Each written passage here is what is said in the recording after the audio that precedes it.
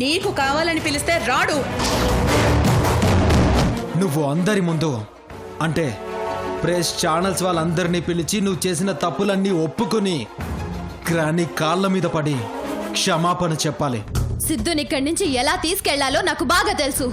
నువ్వు సిద్ధుని ఇక్కడ ఎన్ని రోజులు ఉంచాలనుకుంటున్నావో ఉంచు.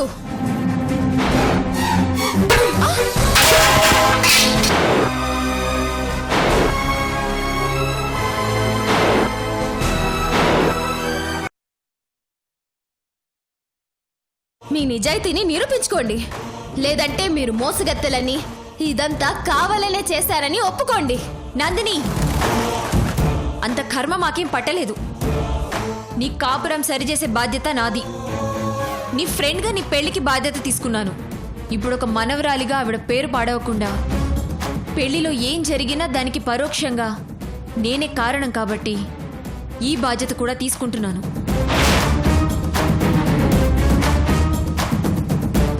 Okay, good. Thank you Rosie.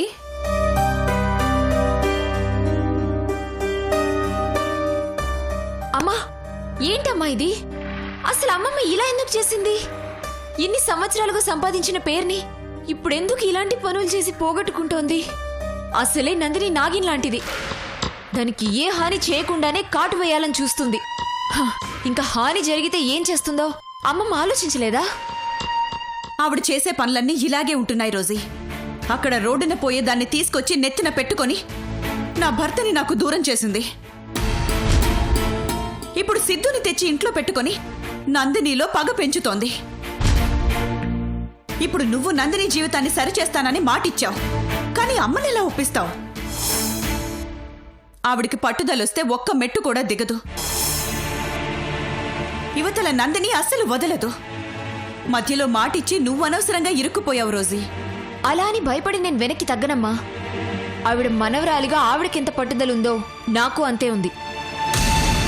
ఒక స్నేహితురాలుగా కాకపోయినా సాటి ఆడదానిగా నందినికి న్యాయం చేస్తాను. ఇప్పుడే వెళ్ళి అమ్మమ్మతో మాట్లాడి ఒప్పిస్తాను. నువ్వు మాట్లాడగానే ఆవిడ ఒప్పేసుకొని సిద్ధుని నందిని దగ్గరికి పంపించేస్తుందని ఎలా అనుకున్నావు? ఆవిడ ఒప్పుకోదు రోజీ. నేను ఊరుకోనమ్మా.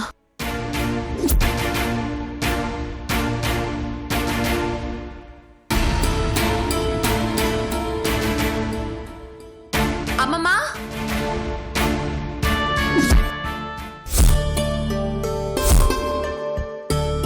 రోజీ, రోజీ, రా. ఏంటి ఇక్కడ నిలబడిపోయావు? రా, లోపలికి రా. మమ్మల్ని ఇంటి నుంచి బయటికి వెళ్ళిపోయేలా చేశావు. ఇప్పుడు బయట ప్రపంచంలో కూడా బ్రతకనివ్వవా? రోజీ, ఏం మాట్లాడుతున్నావు? అసలు ఏం జరిగింది? అప్పుడు అశ్విని ఇంట్లోకి వచ్చింది, ఇప్పుడు సిద్ధు వచ్చాడు. అంటే నందిని నీ దగ్గరికి వచ్చిందా? పంపించే అమ్మమ్మ. సిద్ధుని నందిని దగ్గరికి పంపించేసి. అంటే చివరికి ఏమీ చేయలేక తన గోడు వెళ్లబోసుకోవడానికి నీ దగ్గరికి వచ్చిందా? పోతుందమ్మమ్మా, మన పరువు మొత్తం పోతుంది. నందిని సిద్ధు కోసం ఎంతవరకైనా వెళ్తుంది. కానీ సిద్ధు ఇక్కడి నుంచి వెళ్ళాలి కదా. నువ్వు చెప్తే తాళి కట్టడానికి ఒప్పుకున్నవాడు నువ్వు వెళ్ళమంటే వెళ్ళడా? పోనీ నువ్వు చెప్పు రోజీ. సిద్ధుకి నువ్వు చెప్పి తీసుకెళ్ళు. అమ్మమ్మ, అమ్మమ్మ ఆగు, నేను చెప్పేది విను. అమ్మమ్మ, అమ్మమ్మ ప్లీజ్ అమ్మమ్మ. శుభలేఖ ఇచ్చినప్పుడు అనుకున్నాను నువ్వు పొరపాటున కూడా నందిని పెళ్లికి రావు అని, కానీ వచ్చావు. పెళ్లిలో నేను చూసి అనుకున్నాను ఏదో ఒక గొడవ పెట్టి వెళ్తావని, కానీ జరుగుతున్న గొడవ నాపి పెళ్లి జరిగేలా చేసి వెళ్ళావు. ఇప్పుడు కూడా అలాగే ఏదో ఒకటి నచ్చ చెప్పి సిద్ధు నందిని దగ్గరికి పంపించేయమ్మమ్మా. నచ్చ చెప్తే వినేయడానికి నేనేం చిన్న పిల్లని కాదు. సర్ది చెప్తే సర్దుకుపోవడానికి అమ్మాయికుణ్ణి కాదు. సిద్ధు, అది కాదు సిద్ధు. ప్లీజ్ రోజీ, నాకంటూ కొన్ని అభిప్రాయాలుంటాయి, నాకంటూ ఓ ఆత్మాభిమానం ఉంటుంది. అవి నన్ను ఇక్కడికి తీసుకురాలేదు నన్ను పంపించడానికి. ఒకవేళ పంపించినా నాకు నచ్చినట్టు నా మనసు చెప్పినట్టు నడుచుకుంటానే గాని ఈ విషయంలో ఎవరు ఏం చెప్పినా వినను. విన్నావుగా రోజీ, ఇప్పుడు చెప్పు. సిద్ధుని ఎవరు తీసుకొచ్చారు? ఎక్కడికి పంపించాలి?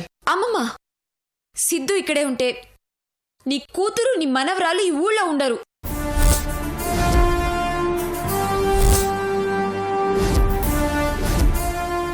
నేను నందినికి తన కాపురం నిలబెడతానని మాటిచ్చాను. ఇప్పుడు ఆ మాట నిలబెట్టుకోకపోతే నేను నందినికి మొహం చూపించలేను, ఈ ఊళ్ళో ఉండలేను. నేను ఇక్కడ లేకపోతే మా అమ్మ కూడా ఇక్కడ ఉండలేదు. రోజీ, నువ్వు తలెత్తుకోలేకపోవడానికి నువ్వు మాటిచ్చింది మనసున్న మనిషికో, మనిషి విలువ తెలిసిన మనిషికో కాదు. అలాంటి మనిషికిచ్చిన మాట నిలబెట్టుకోకపోయినా వచ్చే నష్టం ఏమీ లేదు. ఇదే నీ సొంత కూతురికి ఇలా జరిగితే నువ్వింత తేలిగ్గా మాట్లాడతావా నాన్నా? నా సొంత కూతురికి ఇలా జరగదు రోజీ. ఎందుకంటే ఏ రోజు నేను పద్ధతి లేకుండా ప్రవర్తించలేదు, ఎవ్వరికీ ఏ అన్యాయమూ చేయలేదు. పద్ధతి తక్కువ తండ్రికి పుట్టి పద్ధతి లేకుండా పెరిగిన ఆ మనిషిని నా కూతురుతో పోల్చొద్దు. నువ్వే తప్పు చేశావో, ఎవరికి అన్యాయం చేశావో నాకు అనవసరం. కానీ ఇప్పుడు ఆ నందినికి న్యాయం జరగడం అవసరం. రోజీ, ఎవరికి న్యాయం జరగాలని నువ్వు అడుగుతున్నావు? మనందరి జీవితాల్లో అశాంతిని రేపి అల్లకల్లోలం చేసిన తన జీవితానికి న్యాయం జరగాలని నువ్వు అడుగుతున్నావా? నా మనవరాల్ని బంధించి చంపాలని చూసి మమ్మల్ని అందరినీ ఎంతో క్షోభ పెట్టిన తన జీవితం బాగుండాలని నువ్వు కోరుకుంటున్నావా? లేకపోతే నా మనవడు నాకు దూరం అయిపోవడానికి కారణమైన దాని జీవితంలో సంతోషం నింపమని అడుగుతున్నావా? ఎవరి గురించి రోజు నువ్వు అడుగుతున్నావు? అమ్మమ్మా, నందిని ఎన్నో తప్పులు చేసింది కాదనను, కానీ దానికి పనిష్మెంట్ ఇచ్చే విధానం ఇది కాదు. రోజీ, ఏది ఎలా చేయాలో ఎప్పుడు చేయాలో మీ దగ్గర నేర్చుకునే స్థితికి మీ అమ్మమ్మ ఇంకా రాలేదు. చల్సాని గారు, మీరుండండి. ఏంటి రోజీ, పద్ధతి గురించి నువ్వు నాకు చెప్తున్నావా? పాము కాటుకి ఓ పద్ధతిలో ట్రీట్మెంట్ ఇస్తారు, కుక్క కాటుకి ఇంకొక పద్ధతిలో ట్రీట్మెంట్ ఇస్తారు. దేనికి ఏది చేయాలో నాకు బాగా తెలుసు. ఇప్పుడు ఆ ట్రీట్మెంట్ జరుగుతోంది. ఈ ట్రీట్మెంట్ దెబ్బకి నందినికి ఇన్నాళ్ళు మనం పడిన బాధేంటో తెలిసొస్తుంది. తలకెక్కిన పొగరు దిగుతుంది, నా కాళ్ల దగ్గరకు వస్తుంది. రాకపోతే?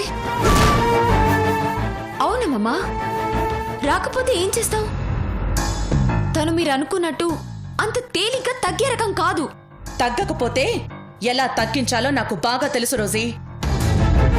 ఇన్ని రోజులు ఎదురు దెబ్బంటే ఏంటో తెలియక మనం ఏమీ అనక తనకి నొప్పంటే తెలియడం లేదు. ఇక మీదట తెలుస్తుంది, బాగా తెలిసొస్తుంది. వెళ్ళిపో రోజీ, నువ్వింకేం మాట్లాడకుండా వెళ్ళిపో. నందిని నీ దగ్గరికి మళ్ళీ రాకుండా నేను చేస్తాను. వెళ్ళు రోజీ. ఇది నీ ఇల్లు కాబట్టి నువ్వెప్పుడైనా ఇక్కడికి రావచ్చు, ఏదైనా మాట్లాడొచ్చు. కానీ నందిని గురించి మాట్లాడడానికి మాత్రం ఇక్కడికి రావద్దు. నీ మాట విని ఎవ్వరూ మారరు. నువ్వు హర్ట్ అవుతావని నాకు తెలుసు. నువ్వు హర్ట్ అవటం నాకిష్టం ఉండదు. అమ్మమ్మ,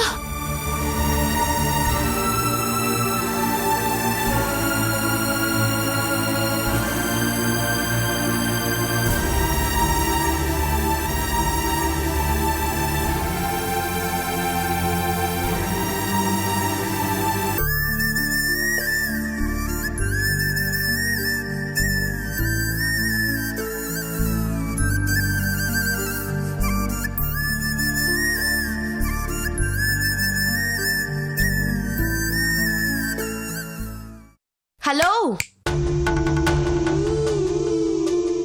ఏంటి ఏదో పెద్ద పని మీదే వచ్చినట్టున్నావు? ఫ్రెండ్ జీవితం నిలబెట్టాలన్న ప్రయత్నమా? పాపం ఫ్రెండ్ కోసం సొంత అమ్మమ్మ మీదే ఫైట్ చేయడానికి వచ్చినట్టున్నావు. అది నీకు అనవసరం. అనవసరమే, కానీ ఈ విషయంలో నేనేదో హెల్ప్ చేయగలను అనిపించింది, అందుకే. హెల్పా? ఎస్, హెల్ప్, సహాయం. ఏంటా హెల్ప్? నీకిప్పుడు ఏది కావాలో అదే. నాకిప్పుడు కావాల్సిందేంటో తెలుసా? సిద్ధు నీతో రావడం. అంటే సిద్ధు నాతో వస్తాడు. ఎలా? సహాయం పొందాలనుకో, తప్పులేదు. ప్లాన్ తెలుసుకోవాలనుకోకు, మొదటికే మోసం వస్తుంది.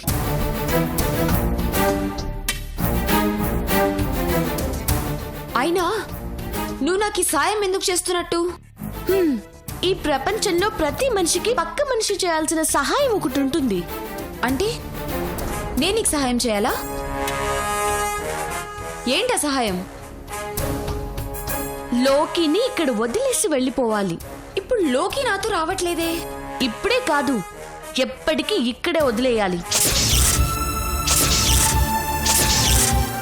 జీవితాంతం వదిలేయాలి. హ?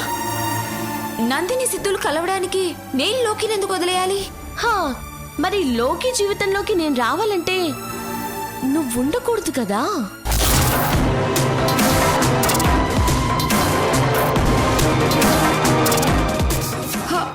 అంటే బావ నువ్వు? మా సంగతి నీకు అనవసరం. ఇప్పుడు నీ అవసరం తీరాలంటే నువ్వు చేయాల్సింది ఇదే. ఏంటి చేస్తావా? నో నో, నా బావని వదిలి నేను ఉండలేను. నా బావని ఎవరు చేసుకున్నా ఊరుకోను. మరి నందినికేదో మాటిచ్చాను, మాట పోతుంది, పరువు పోతుంది, అది ఇది అని ఇందాక నుంచి ఏదేదో మాట్లాడావు. అంటే అదంతా ఉత్తదేనా? అదంతా డ్రామానా? కాదు, అది నిజమే. నందినికి అన్యాయం జరగడానికి వీల్లేదు. నేను నందినికి మాటిచ్చింది నిజం. మరి సిద్ధుని నేను ఒప్పించి నీతో పంపిస్తాను. నువ్వు దీనికి ఒప్పుకో. కుదరదు, నేను ఒప్పుకోను. అదేంటి?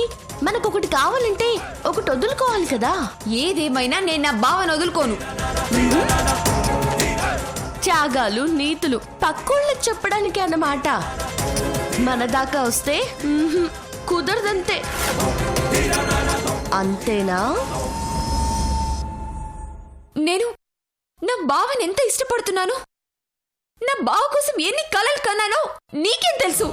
పాపం నందిని కూడా సేమ్ సిచ్యువేషన్ లో ఉందనుకుంటా. ఇన్ఫాక్ట్ ఇంకా క్రిటికల్ పొజిషన్ లో ఉంది. నువ్వైనా ఇంకా పెళ్లి చేసుకోవాలి. తను పెళ్లి కూడా చేసుకొని భర్తకి దూరమైంది. అయినా బావ నన్ను తప్పించి ఇంకెవరిని పెళ్లి చేసుకోడు. ఏడవలేక మంగళవారం అన్నాడట వెనకటికెవడం. లోకిని నేను ఒప్పించుకుంటాను. నేను లాయర్ని. ఎక్కడ ఏ మెలిక పెట్టాలో, ఎవరిని ఎలా ఒప్పించాలో అన్నీ తెలుసు. నువ్వు ఒప్పుకుంటే అదొక్కటి చాలు నాకు. నో నో నో, నేను ఒప్పుకోను. నేను ఒప్పుకోను. నా బావ నేను వదులుకోను. బావకి దూరమై నేను బ్రతకలేను. నేను బ్రతకలేను.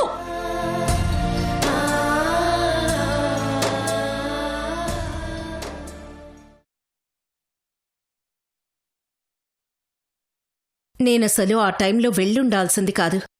నేనిక్కడే ఉండుంటే సిద్ధుని వెళ్ళనిచ్చేదాన్ని కాదు. అయినా నువ్వు వెళ్ళి రోజీని తిట్టినా, చిన్న రోజీతో చెప్పుకున్నా సిద్ధు వస్తాడంటావా? వస్తాడజ్జీ, ఖచ్చితంగా వస్తాడు.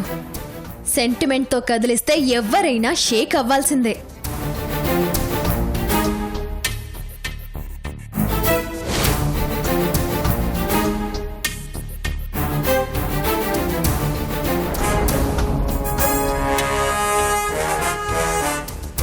రోజీ, సిద్ధు వచ్చాడా? ఏడి, ఎక్కడున్నాడు? సిగ్గుతో మొహం చెల్లక కిందే ఉన్నాడా?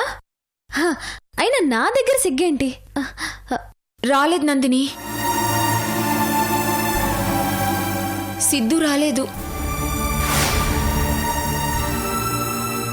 నేను నచ్చ చెప్పాలని చూసినా సిద్ధు వినలేదు. రానని ఖచ్చితంగా చెప్పేశాడు. తను చాలా గట్టిగా నిర్ణయం తీసుకున్నాడు.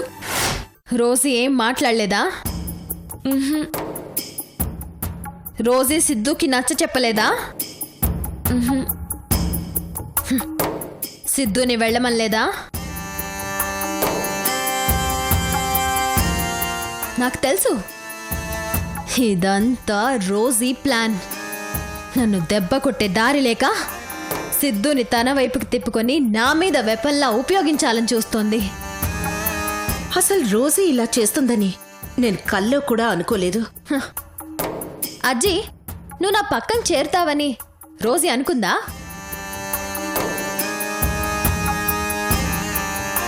తను అనుకున్నవన్నీ నేను జరగనిస్తానా? జరగనివ్వను. అయినా ఆ ఇంట్లో అంతమంది ఉన్నారు, ఎవ్వరూ సిద్ధుకి బుద్ధి చెప్పడానికి ముందుకు రాలేదా?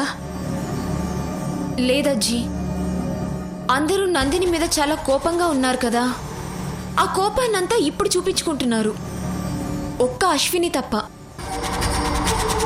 అశ్వినినా? అంటే అశ్విని నాకు ఫేవర్గా మాట్లాడిందా? తనకే ఫేవర్గా మాట్లాడింది. సిచ్యువేషన్ని తనకి ఫేవర్గా మార్చుకోవాలని చూసింది. అదేంటి రోజీ, అశ్వినికి వీళ్ళ గొడవకి ఏంటి సంబంధం? తనకి ఈ సిచ్యువేషన్ ఎలా యూజ్ అవుతుంది? అశ్విని లోకి భవన్ ప్రేమిస్తుందంట అజ్జీ.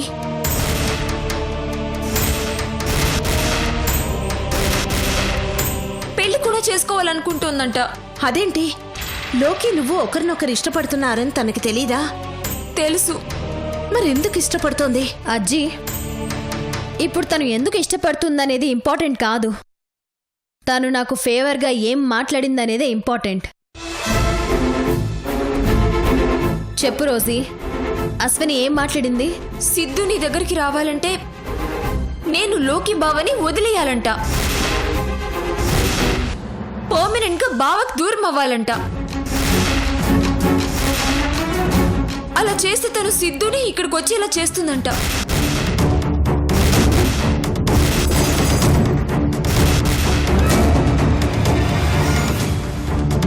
అవునా? అయితే నా ప్రాబ్లం తీరిపోయినట్టే. నందిని, ఏం మాట్లాడుతున్నావు నువ్వు?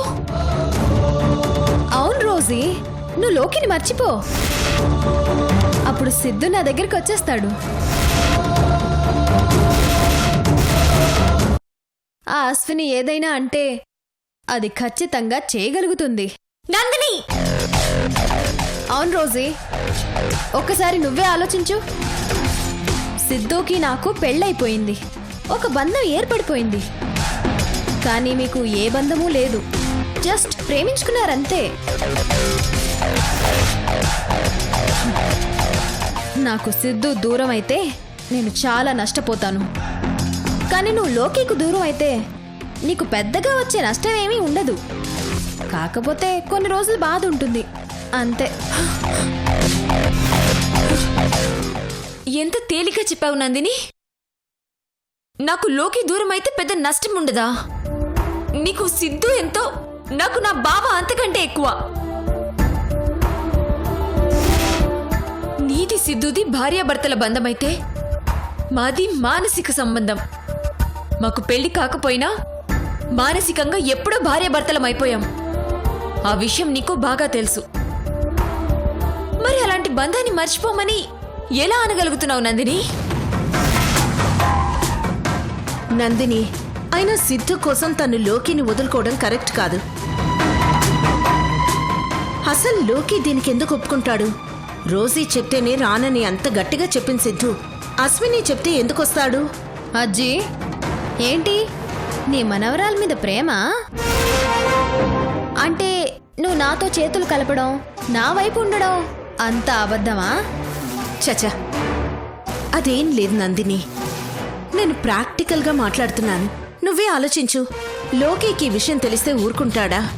అశ్విని దగ్గరికెళ్ళి పెద్ద గొడవ చేస్తాడు, సిద్ధుకి జరిగింది చెప్పి సిద్ధు మనసు విరిచేస్తాడు. నువ్వు ఆలోచించింది కరెక్టే కావచ్చు అజ్జీ, కానీ ముందు నా సిద్ధు నా దగ్గరకు వచ్చేస్తాడు కదా, ఆ తర్వాత ఎవరు ఏం చేసినా సిద్ధు మనసు మారకుండా నేను చూసుకుంటాను. కానీ ఇందుకు నేను ఒప్పుకోను నందిని. బావని నేను వదులుకోలేను.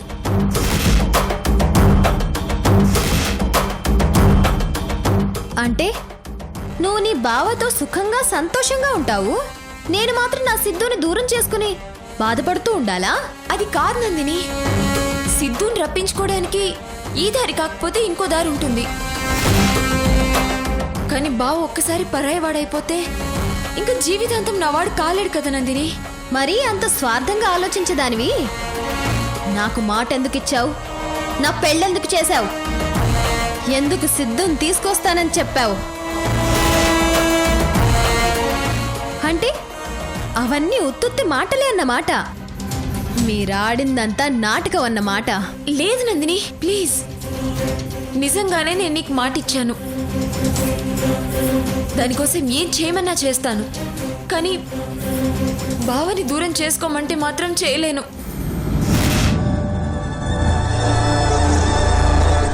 ఎవరు లాక్ చేస్తున్న ఇంట్లోకి ఎలా వచ్చారు? సెకండ్ కి ఉన్నవాడు లోపలికి రావడం సాధ్యమేగా. అఖిల్